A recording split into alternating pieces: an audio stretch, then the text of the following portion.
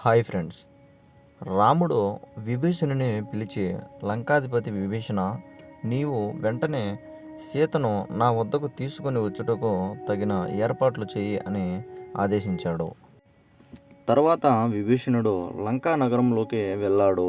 తన అంతఃపురంలోనికి పోయి అక్కడి స్త్రీలతో సీత గురించి చెప్పాడు. వెంటనే తన అంతఃపురంలోని స్త్రీలను తీసుకుని సీత వద్దకు వెళ్ళాడు.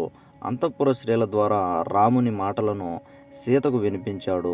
తరువాత రాక్షస రాజు అయిన విభీషణుడు చేతులు కట్టుకుని సీత ముందు నిలబడి ఇలా అన్నాడు: అమ్మా సీతాదేవి, నీవు వెంటనే స్నానాదులు ఆచరించి దివ్యాభరణాలు పట్టు పితంబరాలు ధరించి రాముని వద్దకు వెళ్ళుటకు వాహనం ఎక్కుము.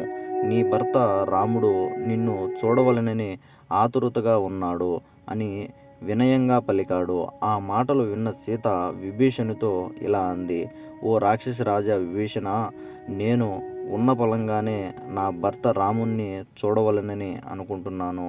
నేను ఇంతకాలం ఎలా ఉన్నానో రామునికి తెలియాలి అని అంది.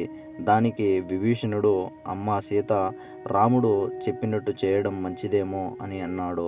రాముని ఆదేశం పాటించడం తన ధర్మం అని తలచిన సీత రాముడు చెప్పినట్టే చేయుటకు నిర్ణయించుకుంది. విభీషణుడు దానికి తగిన ఏర్పాట్లు చేశాడు. సీతాదేవి అభ్యంగన స్నానం చేసి మంచి వస్త్రములు, దివ్యాభరణములు ధరించి రాక్షసులు మోయుచున్న పల్లకి ఎక్కింది. విభీషణుడు పక్కనే ఉండి సీత ఎక్కిన పల్లకిని రాక్షసుల చేత మోయించుకొని రాముని వద్దకు సీతను తీసుకుని వచ్చాడు. తర్వాత విభీషణుడు రాముని వద్దకు పోయి, రామా, నీ భార్య సీత వచ్చింది అని అన్నాడు. చాలా కాలం పాటు రాక్షసుని ఆధీనంలో రావణుని గృహంలో ఉన్న సీత వచ్చింది అన్న మాట వినగానే రామునికి ఆనందం, దుఃఖం, రోషం మూడు భావనలు ఒకేసారి కలిగాయి. రాముడు పక్కనే ఉన్న విభీషణుని చూచి ఇలా అన్నాడు: విభీషణ, సీతను త్వరగా నా వద్దకు తీసుకునిరా అని అన్నాడు. ఆ మాటలు విన్న విభీషణుడు సీత వద్దకు పోయి ఆమెను సవినయంగా పల్లకిలో నుండి దింపి రాముని వద్దకు తీసుకుని వచ్చాడు.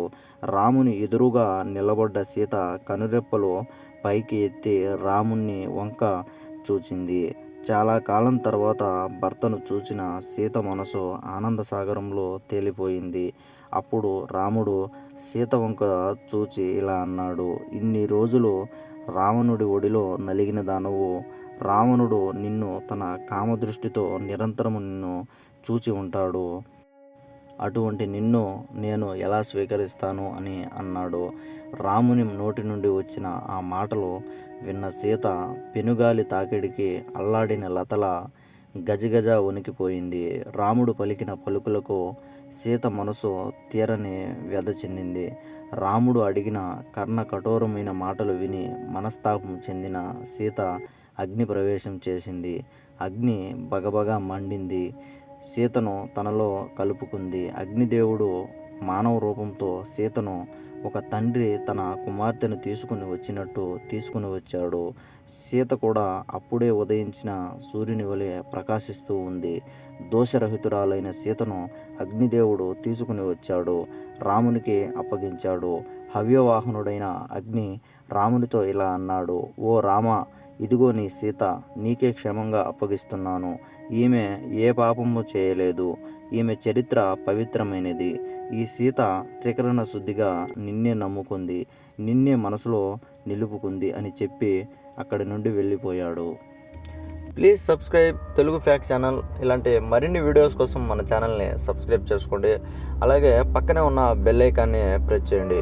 నేను పెట్టే ప్రతి వీడియోని నోటిఫికేషన్గా పొందండి. Thank you.